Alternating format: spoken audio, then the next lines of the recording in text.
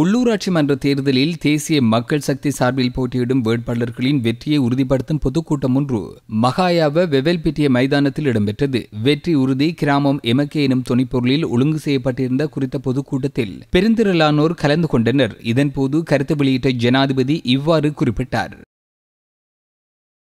අපේ ආණ්ඩුව සම්මත කරපු පළමු සංශෝධන පනත තමයි පළාත් පාලන මැතිවරණ සංශෝධන පනත.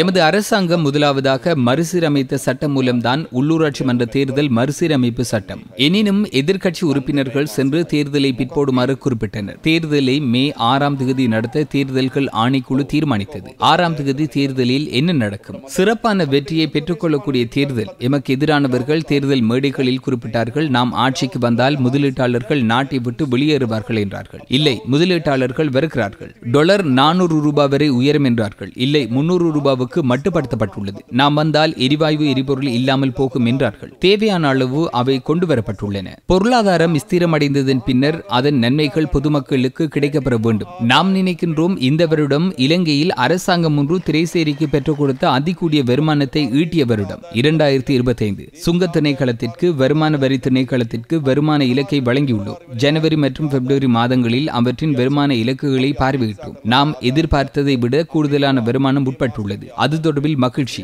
இவ்வருடம் முதலீட்டு செலவுக்காக 1400 பில்லியன் ரூபாவை ஒதுக்கீடு செய்துள்ளோம். இலங்கையில் முதலீட்டு செலவுக்காக ஒதுக்கப்பட்ட அதிகூடிய தொகையை தான் ஒதுக்கியுள்ளோம். அந்த 1400 பில்லியன் ரூபாவையும் நாம் செலவிட வேண்டும், செயலாற்ற வேண்டும். அதனூடாக மாத்திரம் 100% வருமான அதிகரிப்பை பெற்றுக்கொள்ள முடியும். அரச முதலீட்டில் மாத்திரம் தனியார் முதலீடும் கிடைக்கப்பெற 100% பொருளாதார வளர்ச்சி வேகத்தை எமது நாட்டில் பெற்றுக்கொள்ள முடியும். இவ்வருடத்தில் அஸ்வசம பயனாளர்கள் தெரிவில் பிரச்சினைகள் எழுந்துள்ளன. மீண்டும் விண்ணப்பங்களை கோரினோம். எதிர்வரும் ஜூன் மாதத்தில் அஸ்வஸ்ம வழங்கப்பட வேண்டிய கிடைக்கப்பெற வேண்டிய 4 லட்சம் குடும்பங்களுக்கு மீண்டும் அஸ்வஸ்ம நிவாரணத்தை வழங்க நடவடிக்கை எடுத்துள்ளோம். திருட்டை நிறுத்துவதுடன் திருட்டு சம்பவங்கள் குறித்த விசாரணைகளை நடாத்தி அதனுடன் தொடர்புபட்டவர்களுக்கு தண்டனை வழங்கப்படும். அச்செயல்பாடுகள் ஆரம்பிக்கப்பட்டுள்ளன. இலங்கையில் எப்போது போலீஸ் அதிபர் ஒருவர் கைது செய்யப்பட்டார், எப்போது அமைச்சர்கள் கைது செய்யப்பட்டார்கள். அண்மையில் லஞ்ச ஊழல் ஒழிப்பு ஆணைக்குழுவினால் முன்னாள் முதலமைச்சர் ஒருவர் நீதிமன்றத்தில் ஆஜர்படுத்தப்பட்டார். அந்த சம்பவம் 10 வருடங்களுக்கு முன்னர் இடம்பெற்றுள்ளது.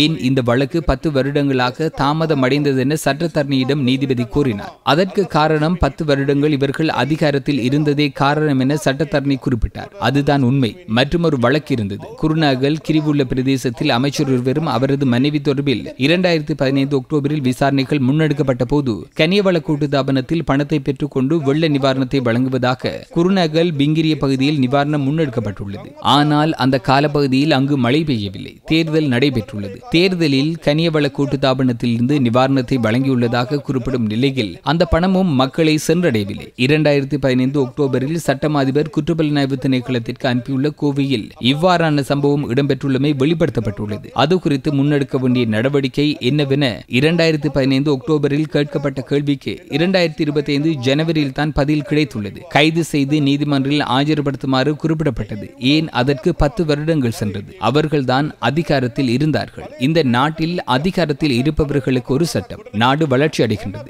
எல்லோருக்கும் சமமான சட்டம். அவ்வாறான நாடு தேவையில்லை. அதனை தான் நாம் உருவாக்கியுள்ளோம். இந்த உள்ளூராட்சி மன்ற தேர்தலின் பின்னர் பொதுமக்களின் பணத்தை கொண்டு சுகபோகத்தை அனுபவிப்பதை முழுமையாக இல்லாதொழிப்போம். உரிய காலத்தை வழங்குங்கள். அவர்கள் மாறாவிட்டால் நாம் மாற்றுவோம்.